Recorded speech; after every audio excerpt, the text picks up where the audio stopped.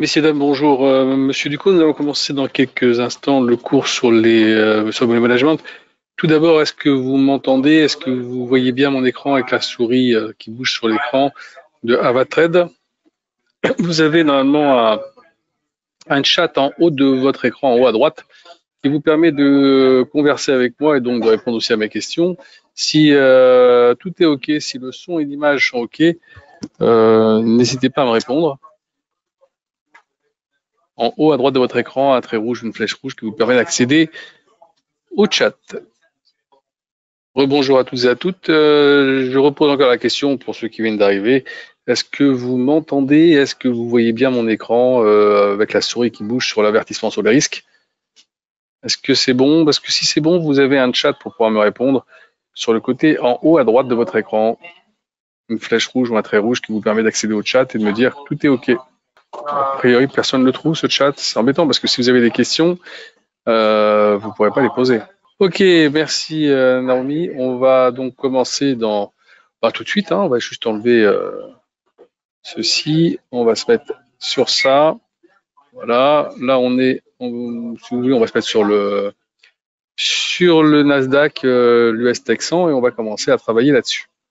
Alors, qu'est-ce que c'est que le money management? Certainement que certaines personnes d'entre vous ont déjà entendu parler du money management. Alors en fait, le money management, c'est une technique qui a été mise en place, une technique de gestion de compte qui a été mise en place par des opérateurs pour justement essayer de sauvegarder au mieux vos capitaux pour ne pas avoir à faire une erreur qui empiéterait énormément vos capitaux. Je prends un exemple, une personne qui a une somme d'argent qui rentre par exemple, dans un casino et qui va tout droit à la roulette.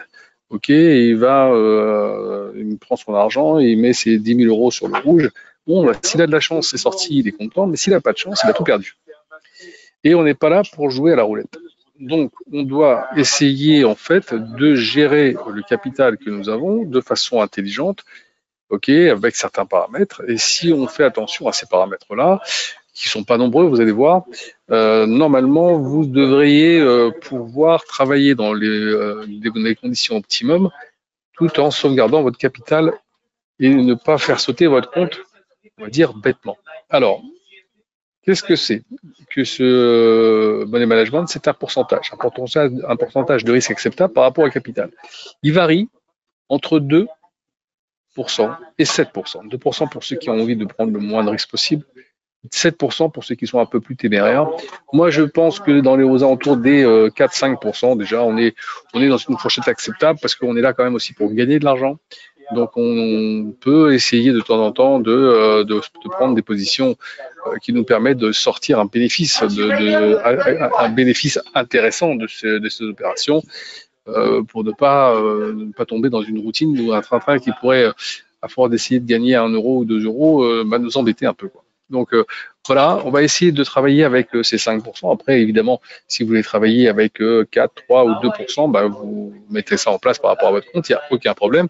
L'essentiel, c'est de comprendre le mécanisme. Alors la première des choses qu'on doit voir, c'est d'abord d'avoir évidemment un graphique sur lequel vous devez vous appuyer, parce que c'est sur ça que vous allez essayer de deviner ou essayer de comprendre est-ce qu'il y a une possibilité d'acheter ou de vendre sur le produit. Quand vous avez mis ce graphique en place, d'ailleurs, je rappelle qu'il y a un cours sur les outils d'analyse technique qui a lieu le mardi en ce moment. Donc, inscrivez-vous au prochain cours pour pouvoir assister aux outils d'analyse technique. Ça vous permettra de savoir comment mettre en place un graphique pour ceux qui n'ont pas déjà assisté. Et donc voilà, on a déjà ce genre de choses. Donc on met le graphique en place, on regarde un peu s'il y a une possibilité, on regarde la volatilité du produit, c'est très important. Très très important de regarder la volatilité du produit pour savoir un peu qu'a fait le produit aujourd'hui. Alors vous voyez aujourd'hui l'ouverture 18 444 à l'ouverture, il a fait 18 567 au plus haut et au plus bas 18 410. Il y a quand même 150, presque 160 points d'écart entre le plus haut et le plus bas. Donc il y a quand même un peu de volatilité, il y a plus d'1% de volatilité sur cette journée. Ce qui veut dire que quand vous allez mettre en place des stop-loss pour essayer de vous protéger, il va falloir penser à cette volatilité qui peut vous poser un problème si vous mettez des stop-loss un peu court. Alors, si on prend 5% et qu'on a 10 000 euros, d'accord, ça veut dire que sur mon risque, je ne peux pas aller au-delà de 500 euros pour 5%. Donc, si je prends une position, on va dire qu'ici, on va être vendeur, on va prendre une position vendeuse tout simplement pour les besoins du cours. Voilà, hop, voilà. Ah, j'ai pas suffisamment, mince. Alors, on va dire que, on va changer de produit parce que là, j'ai pas assez sur ce truc. Comment ça se fait que j'ai que ça, moi? C'est bizarre, ça. J'avais un compte où j'avais plus que ça, quand même. Bon, c'est pas grave. Hein, on va dire qu'on va prendre les 0,2 vente. On va vendre 0,2. 0,2 et on vend. Voilà, je viens de vendre 0,2 lot.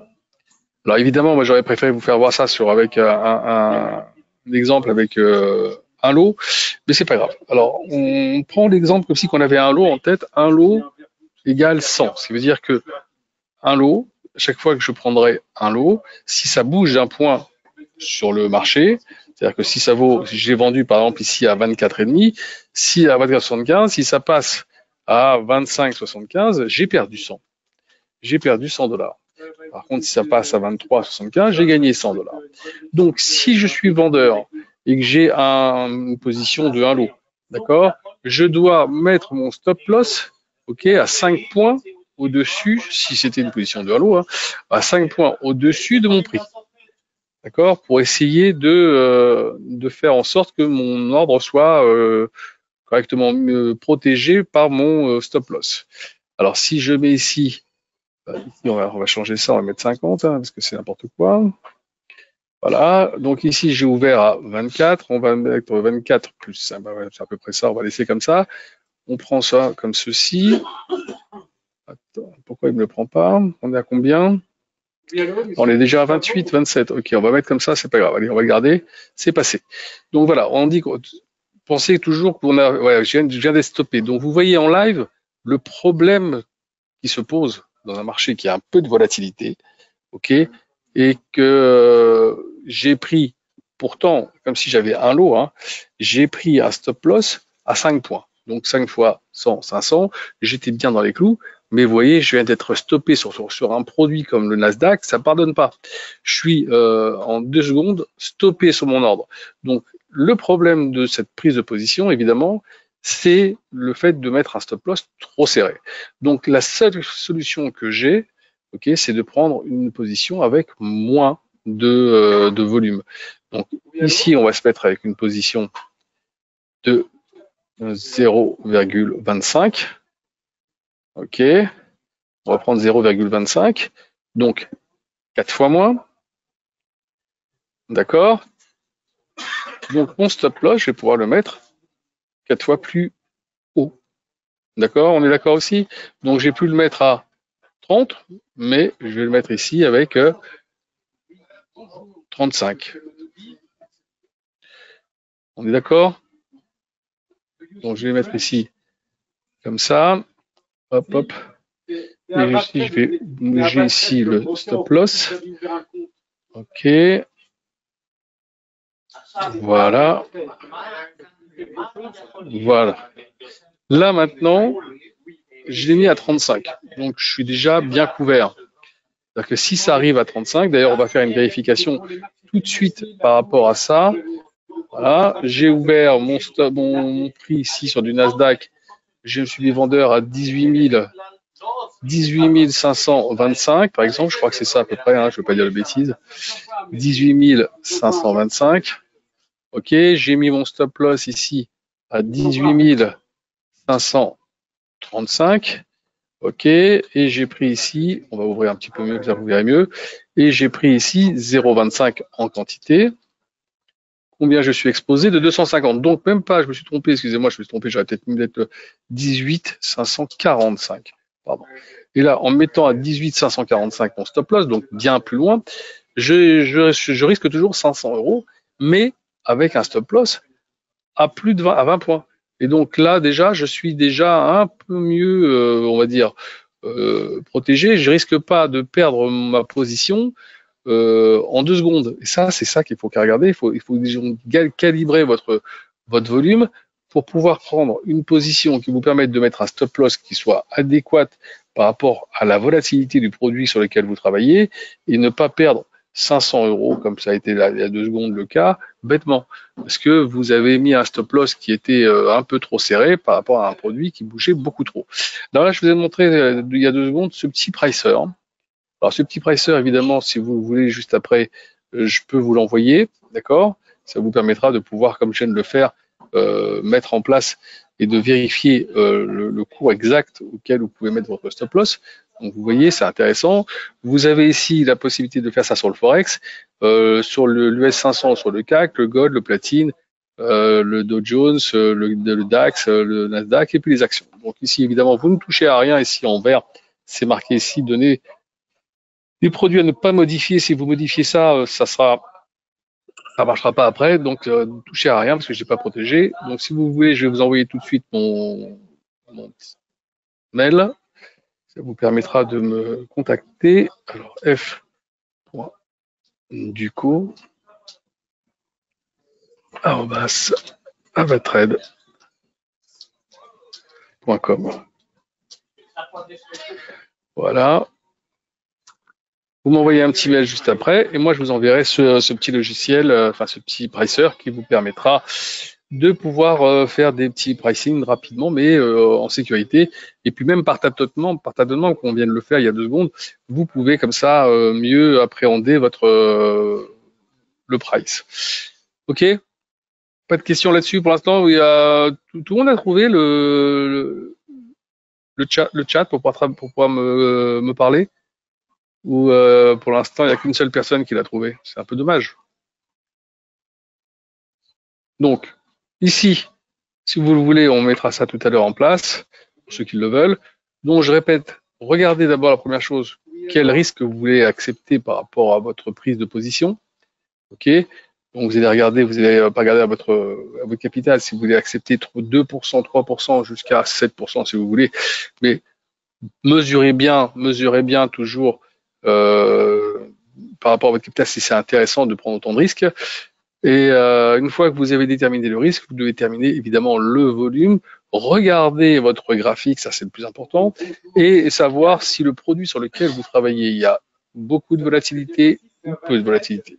Et quand vous avez regardé tous ces paramètres, eh ben, beaucoup plus facile pour vous de faire des choix et de pouvoir prendre des positions. Mais vous voyez, c'est pas très compliqué, hein. D'ailleurs, voilà, on est en train de gagner, on va fermer, hop, on ferme, on est content. Voilà. Donc, la seule chose qu'il y a à faire, c'est ça, de regarder exactement où vous en êtes sur ce produit, mettre en place votre stop loss par rapport à ce que vous avez décidé, et comme ça, vous serez en sécurité. Et si vous faites ça, je peux vous garantir que vous n'allez pas exploser votre compte et vous allez pouvoir travailler dans les meilleures conditions, évidemment avec un graphique à l'appui, hein, parce que ça, c'est quelque chose qui est important. Vous pouvez pas travailler en lançant une pièce en l'air, sinon ça devient un peu du n'importe quoi. J'attends si vous avez des questions, je suis à l'écoute, n'hésitez pas, même si c'est des questions qui sont un petit peu en dehors, c'est pas grave. S'il y a quelque chose qui vous bloque, c'est le moment de poser cette question. Alors, on me demande, est-ce que c'est plus intéressant de travailler sur le Nasdaq que sur le SPX 500? C'est complètement différent. C'est 2 produits qui ne fonctionnent pas de la même façon. Regardez, ici, si on va sur le SPX 500, la volatilité du SPX 500, on va se mettre sur le produit. L'ouverture, bon, c'était de 5278, il a fait un plus haut à 306, un plus bas à 74. Donc, vous voyez, il y a on va dire, allez, même pas une trentaine de points d'écart, donc moins d'1% d'écart sur ce produit. Évidemment, il y a moins de volatilité, ce qui vous permettra, si vous travaillez sur ce genre de produit, d'avoir peut-être un peu plus de faculté à pouvoir positionner correctement et pas trop loin vos stop loss. C'est peut-être plus intéressant des fois de travailler sur des produits comme ceci. Le Nasdaq, tout le monde sait que c'est quand même un produit qui, il faut quand même être bien accroché, hein.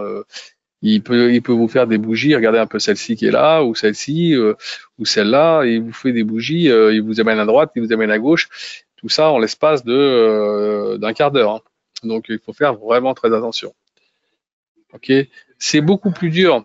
Alors, d'ailleurs, c'est même pas sur le Nasdaq qu'on est, c'est ici, mais si vous regardez un peu ici, voilà, vous l'avez là, là, là.